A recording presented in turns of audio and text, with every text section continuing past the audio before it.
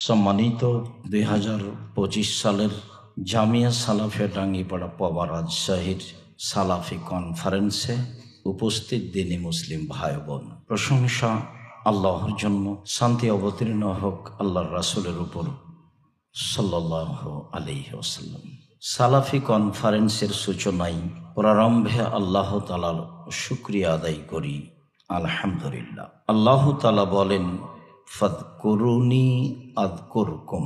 পৃথিবীর মানুষ, তোমরা আমাকে ডাকো, আমি তোমাদের ডাকবো, তোমাদের প্রতি দয়া করব। অশকুরুলি ওয়ালা তাকফুরুন। পৃথিবীর মানুষ, তোমরা আমার শুকরিয়া আদায় করো, অকৃতজ্ঞ হয়ো না। যদিও আল্লাহ তাআলা বিভিন্ন জায়গায় মানুষের ব্যাপারে বলেছেন, ইন্নাল ইনসানা লাকানুদ, নিশ্চয় মানুষ বড় অকৃতজ্ঞ। আল্লাহ তাআলা বলছেন শুকরিয়া আদায় করো, অকৃতজ্ঞ হয়ো না। আল্লাহ তাআলা বলেন, লাইন শাকারতুম লাযিদান্নাকুম ওয়ালাইন কাফারতুম ইন্না আযাবি লাশাদীদ। পৃথিবীর মানুষ, শুনে রেখো, তোমরা যদি আমার শুকরিয়া আদায় করো, আমি যা নিয়ামত দিয়েছি তা আরো বেশি করে দেব। আর যদি আমার শুকরিয়া আদায় না করো, তাহলে মনে রেখো আমার শাস্তি বড় কঠোর। মানে শুকরিয়া আদায় না করলে শাস্তি দিবেন। সম্মানিত দিনী ভাই বোন, কিভাবে শুকরিয়া আদায় করতে পারি? মোমেন তো সব সময় শুকরিয়া আদায় করে। সোহেব রাদিয়াল্লাহু তাআলা আনহু বলেন, রাসূল সাল্লাল্লাহু আলাইহি ওয়াসাল্লাম বলেছেন, আজাবান লিল মুমিনিন, মুমিনদের জন্য অবাক হতে হয়। মুমিন মুসলিম পুরুষের জন্য অবাক হতে হয়। কেন? ইন্না আমরাহু কুল্লাহু লাহু শুকর। মুমিনের সব কাজই আল্লাহর শুকরিয়া। মুমিন যা কিছু করে, যা কিছু বলে, তা আল্লাহর শুকরিয়াতেই হয়ে থাকে। লাইসা যালিকা লিআহাদিন ইল্লা লিল মুমিন। এইটা শুধু মুমিন পুরুষ নারীর জন্যই সহজ সম্ভব যে তার কথা কর্ম আল্লাহর শুকরিয়াই হবে। রাসূল সাল্লাল্লাহু আলাইহি সাল্লাম বললেন, উত্তম শুকরিয়া আদায় করলো সেই ব্যক্তি যে কারো উপকার করলো, তখন বলল জাযাকাল্লাহ খায়র, তোমাকে আল্লাহ উত্তম প্রতিদান দান করুক। আপনি একটা কাজ করলেন আমার, আমি বললাম জাযাকাল্লাহ খায়র। তো রাসূল সাল্লাল্লাহু আলাইহি সাল্লাম বলেন, মাল্লাম ইয়াশকুরিন নাস, যে ব্যক্তি মানুষের শুকরিয়া আদায় করে না, সে আল্লাহরও শুকরিয়া আদায় করতে পারে না। মানুষের শুকরিয়া আদায় কিভাবে করবে? তো জাযাকাল্লাহ খায়র, এটা তো একটা মুখে আছেই। আর যদি সম্ভব হয়, তাহলে কথা কর্ম দিয়ে, সুপারিশ করে, কোনো সুবিধা করে দিয়ে মানুষের উপকার করবে, তখন সে তার কর্ম অনুযায়ী, ক্ষমতা অনুযায়ী শুকরিয়া আদায় করবে। রাসূল সাল্লাল্লাহু আলাইহি ওয়াসাল্লাম বলেন, মুমিনের সব কিছু শুকরিয়া কেন? ইন আসাবাত সাররাও, যদি মুমিনের কোনো কল্যাণ হয়, ফাশাকারা, যদি কোনো কল্যাণ মুমিন পায় তাহলে বলে আলহামদুলিল্লাহ। ওয়াইন আসাবাতহু যাররা ফাসাবারা, যদি কোনো সমস্যা চলে আসে তো ধৈর্যের পরিচয় দেয়। তো তাহলে সুবিধা আসলে বলে আলহামদুলিল্লাহ, আর বিপদ আপদ আসলে ধৈর্যের পরিচয় দেয়, ভেঙে পড়ে না। তাই মুমিনের সব কিছুই হলো আল্লাহর জন্য শুকরিয়া। এই কথা রাসূল সাল্লাল্লাহু আলাইহি সাল্লাম বলেন। আমরা কিভাবে আসলে আল্লাহর শুকরিয়া আদায় করতে পারি? উনি যাতে খুব খুশি হন সেটা বললেই শুকরিয়া আদায় করতে পারি। জাবের রাদিয়াল্লাহু তাআলা আনহু বলেন, রাসূল সাল্লাল্লাহু আলাইহি ওয়াসাল্লাম বলেছেন, আফজালুদ দুআয়ে আলহামদুলিল্লাহ ওয়া আফজালুদ যিকরি লা ইলাহা ইল্লাল্লাহ। সবচেয়ে উত্তম দোয়া হলো আলহামদুলিল্লাহ, আর সবচেয়ে উত্তম জিকির হলো লা ইলাহা ইল্লাল্লাহ। তো আমাদের আলহামদুলিল্লাহ আলা কুল্লি হাল, সব সময় যদি আমরা আলহামদুলিল্লাহ বলতে পারি, তাহলে আল্লাহর শুকরিয়া আদায় করা হলো। এমনিতেই আহাবুল কালাম ইলাল্লাহ আরবা, আল্লাহর নিকটে সবচেয়ে প্রিয় কালেমা হচ্ছে 4টি, সুবহানাল্লাহি আলহামদুলিল্লাহি ওয়া লা ইলাহা ইল্লাল্লাহু আল্লাহু আকবার শুকরিয়া আদায়ের সবচেয়ে উত্তম মাধ্যম। সুবহানাল্লাহি আলহামদুলিল্লাহি ওয়া লা ইলাহা ইল্লাল্লাহু আল্লাহু আকবার। রাসূল সাল্লাল্লাহু আলাইহি ওয়াসাল্লাম অবশ্য রাতের সালাতে শুকরিয়া আদায়ে বলতেন আল্লাহু আকবার কবীরা, আল্লাহু আকবার কবীরা, আল্লাহু আকবার কবীরা। আল্লাহ মহান, আল্লাহ মহান, আল্লাহ মহান। আলহামদুলিল্লাহি কাসীরা, আলহামদুলিল্লাহি কাসীরা, আলহামদুলিল্লাহি কাসীরা। আল্লাহর প্রশংসা অনেক, আল্লাহর প্রশংসা প্রচুর, আল্লাহর প্রশংসা প্রচুর প্রচুর। এরপরে রাসূল সাল্লাল্লাহু আলাইহি ওয়াসাল্লাম বলতেন সুবহানাল্লাহি বুকরাতান ওয়া আসীলা, ওয়া সুবহানাল্লাহি বুকরাতান ওয়া আসীলা, ওয়া সুবহানাল্লাহি বুকরাতান ওয়া আসীলা। আল্লাহর পবিত্রতা বর্ণনা করি আমরা সকালে সন্ধ্যায়, আল্লাহর পবিত্রতা বর্ণনা করি আমরা সকালে ও সন্ধ্যায়। আল্লাহকে সব কিছু থেকে পবিত্র ঘোষণা করি আমরা সকালে ও সন্ধ্যায়। এইভাবে রাসূল সাল্লাল্লাহু আলাইহি সাল্লাম আল্লাহর শুকরিয়া আদায় করতেন, যা একাধিক হাদিসে বোঝা যায়। তবে তিনি সালাত আরম্ভ করলে আল্লাহর শুকরিয়া খুব ভালোভাবে আদায় করতেন। তারপরে তিনি সালাত আরম্ভ করতেন, যা বোঝা যায় রাতে উঠলে, যা বোঝা যায় তাকবীরে তাহরিমার পরে যা বলেন। যেমন বলেন আলী রাদিয়াল্লাহু তাআলা আনহু বলেন, যখন রাসূল সাল্লাল্লাহু আলাইহি ওয়াসাল্লাম সালাত আরম্ভ করতেন তখন তিনি বলতেন ওয়াজ্জাহতু ওয়াজহিয়া লিল্লাযী ফাতারাস সামাওয়াতি ওয়াল আরদা হানিফা ওয়া মা আনা মিনাল মুশরিকিন। আমি আমার মুখমণ্ডলকে সমর্পণ করলাম সে আল্লাহর জন্য, যে আল্লাহ আসমান জমিনকে সৃষ্টি করেছেন তার দিকে অভিমুখী হয়ে। ওয়া মা আনা মিনাল মুশরিকিন, আমি মুশরিক নই। ইন্না সলাতি ও নুসুকি ও মাহি ও মামাতি লিল্লাহি রাব্বিল আলামিন, নিশ্চয় আমার সালাত, আমার কুরবানি, আমার ইবাদত সব কিছু রব্বুল আলামিনের জন্য। লা শারীকা লাহু, তার কোনো শরিক নেই।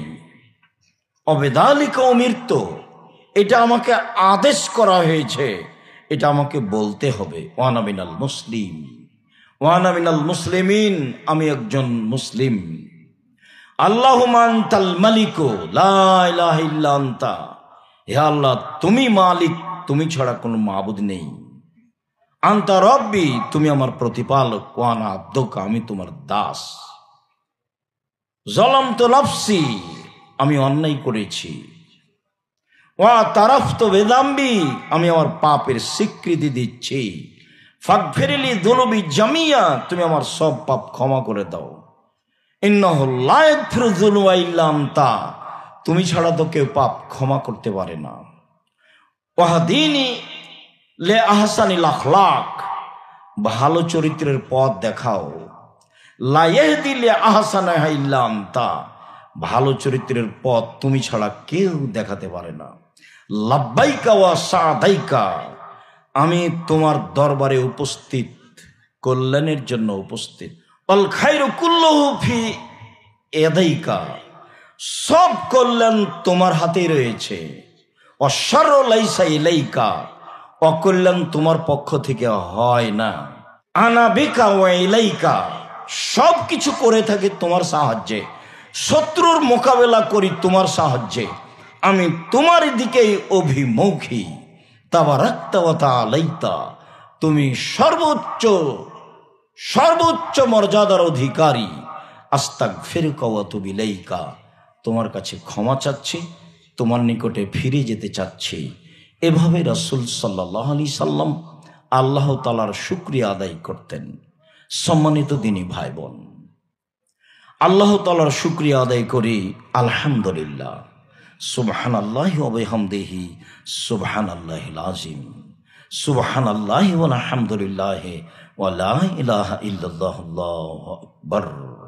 আল্লাহু আকবার কবীরা, আল্লাহু আকবার কবীরা, আল্লাহু আকবার কবীরা, ওয়া সুবহানাল্লাহি বুকরাতান ওয়া আসীলা, আলহামদুলিল্লাহি কাসীরা, আলহামদুলিল্লাহি কাসীরা, আলহামদুলিল্লাহি কাসীরা, ওয়া সুবহানাল্লাহি বুকরাতান ওয়া আসীলা, ওয়া সুবহানাল্লাহি বুকরাতান ওয়া আসীলা, ওয়া সুবহানাল্লাহি বুকরাতান ওয়া আসীলা।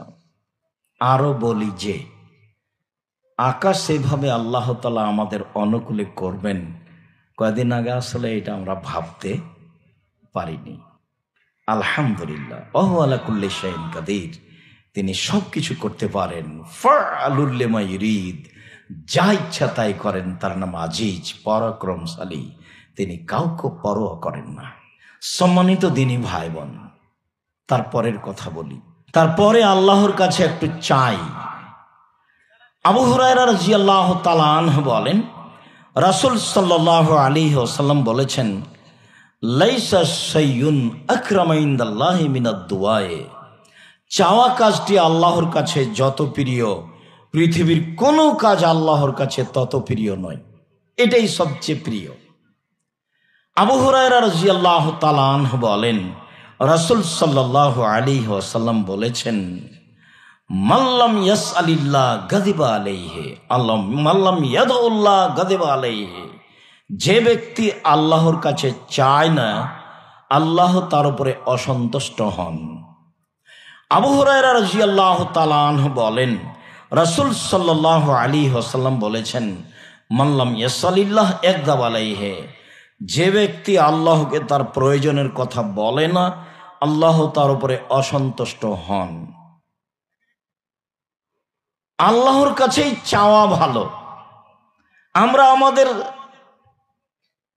সালাফি কনফারেন্সের সূচনায় প্রশংসা করার পরে আমাদের এই সালাফি কনফারেন্স ভালোভাবে বাস্তবায়ন হোক, এটা কার কাছে দাবি করতে পারি? আল্লাহর কাছে। না দাবি করলে তিনি অসন্তুষ্ট হবেন। আবু হুরায়রা রাদিয়াল্লাহু তাআলা আনহু বলেন, রাসূল সাল্লাল্লাহু আলাইহি ওয়াসাল্লাম বলেছেন, লাইসা শাইউন আকরামা ইনদাল্লাহি মিনাদ দুআয়ে, আল্লাহর কাছে চাওয়া কাজটি যত প্রিয়, পৃথিবীর কোনো কাজ আল্লাহর কাছে তত প্রিয় নয়। আল্লাহর কাছে সবচেয়ে প্রিয় কাজ কি? চাওয়া। তা আমরা সূচনায় বলি, আল্লাহ আমাদের সালাফি কনফারেন্স এইটা তুমি ভালোভাবে বাস্তবায়ন করার সুযোগ ও তৌফিক দান করো, আল্লাহুম্মা আমিন। এবারে সালাফি কনফারেন্সের সূচনা থেকে নিয়ে শেষ পর্যন্ত ভদ্রতা ও নম্রতা বজায় রাখা একান্ত জরুরি। আব্দুল্লাহ ইবনে আব্বাস রাদিয়াল্লাহু তাআলা আনহু বলেন, রাসূল সাল্লাল্লাহু আলাইহি সাল্লাম বললেন, লে আসাদ আব্দুল কায়েস ইন্না ফিকা লাখাসলাতাইন। এক এলাকা থেকে এক প্রতিনিধি এসেছিলেন, সেই প্রতিনিধির প্রধান ছিলেন আব্দুল কায়েস। আল্লাহ রাসূল তাকে বললেন, ইন্না ফিকা লাখাসলাতাইন, তোমার ভিতরে দুইটা অভ্যাস আছে, খাসলাত, আদব, তোমার ভিতরে দুইটা আদব আছে। ইন্নাল্লাহ ইউহিব্বুহুমা আল হিলমা ওয়াল আনাতা, সেইটা আল্লাহ খুব ভালোবাসেন। তার একটা হলো ধৈর্য, আর একটা হলো ধীর স্থিরতা। তোমার ভিতরে এটা আছে। 5 জন বা 9 জন তারা এসেছিলেন। এসেই তিনি ব্যতীত বাকি একবারে তাড়াহুড়া করে উঠ থেকে নেমে রাসূলের সাথে সাক্ষাৎ করলেন, কথোপকথন করলেন। আর আল্লাহ রাসূল একে দেখলেন যে লোকটা উঠ থেকে নেমে জামা কাপড় ঠিক করে, হাত মুখ প্রয়োজনে ধুয়ে, নিজেকে ভালো করে প্রস্তুত করে, সাজগোজ করে রাসূলের কাছে আসলেন। তখন আল্লাহ রাসূল বললেন, শোনো আসাদ আব্দুল কায়েস, তোমার ভিতরে দুইটা জিনিস আছে, যেটা আল্লাহ পছন্দ করেন। দেখেন, মানে চাল চলন প্রকাশ পায়, ওর ভিতরে যেটা চাল চলন ভালো থাকে সেটা এমনিতে কি হয়, প্রকাশ পায়। ইনি মূল ব্যক্তি, ইনি তাড়াহুড়া করে গিয়ে রাসূলের সাথে সাক্ষাৎ করেননি। তো আল্লাহ রাসূল বলছেন, শোনো আব্দুল কায়েস, তোমার ভিতরে দুইটা জিনিস আছে যে দুটি আল্লাহ পছন্দ করেন। তার একটা হলো ধৈর্য, আর একটা হলো ধীর স্থিরতা। আব্দুল্লাহ ইবনে আব্বাস রাদিয়াল্লাহু তাআলা আনহু বলেন, রাসূল সাল্লাল্লাহু আলাইহি ওয়াসাল্লাম বলেছেন, আস-সামাতুল হাসান ওয়াত তাওয়াদুতু ওয়াল ইকতিসাদু মিন 24 জুজান মিন নবুয়া।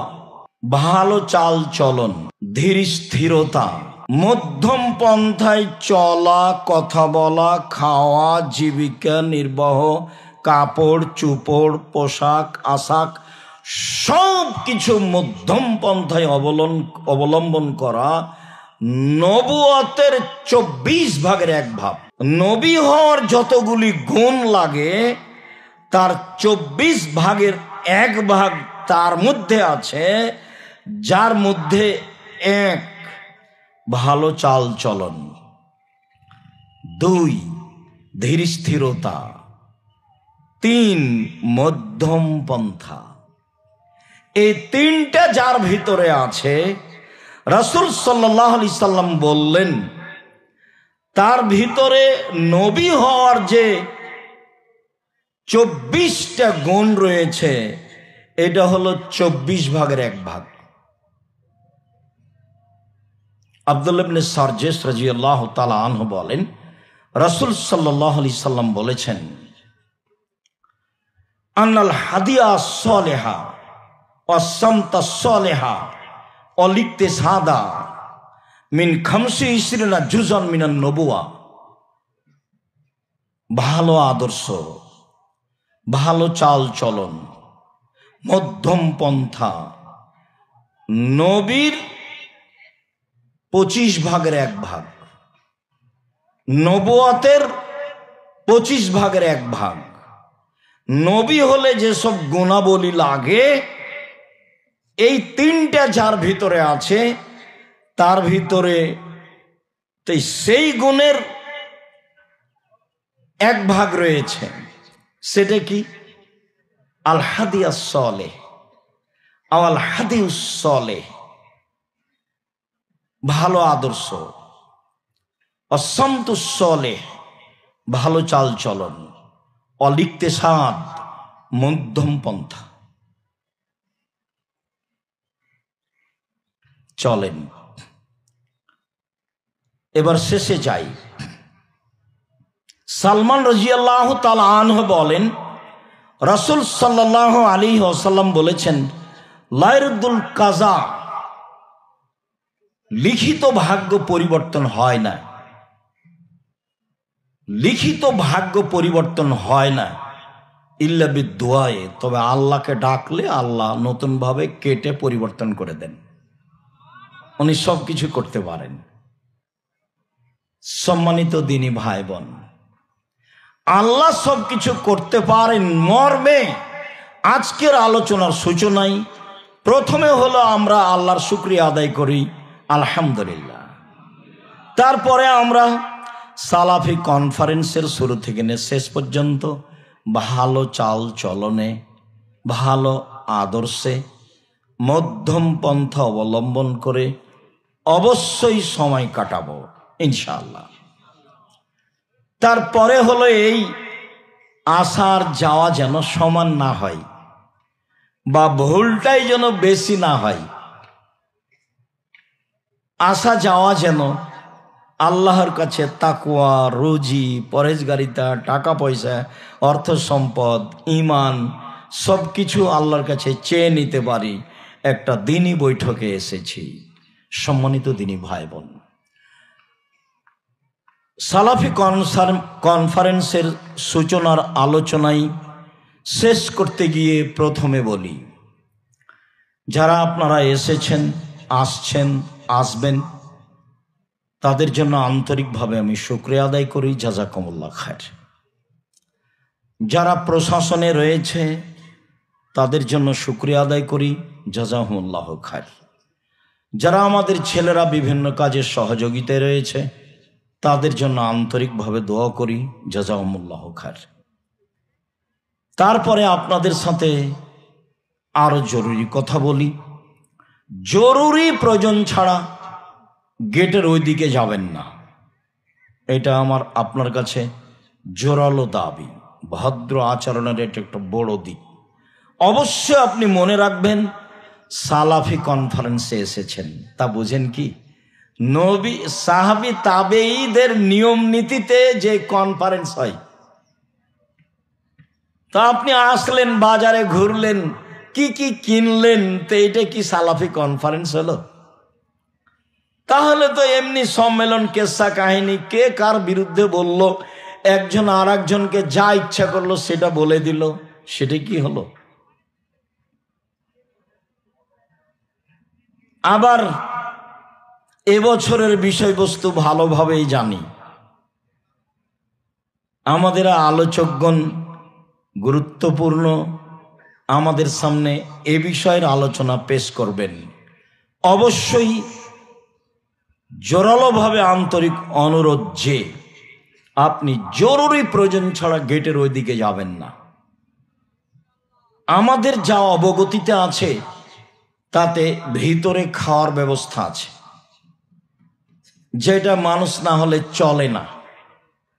আমাদের অবগতিতে তৃতীয় দ্বিতীয় পেশাব পায়খানার ব্যবস্থা আছে।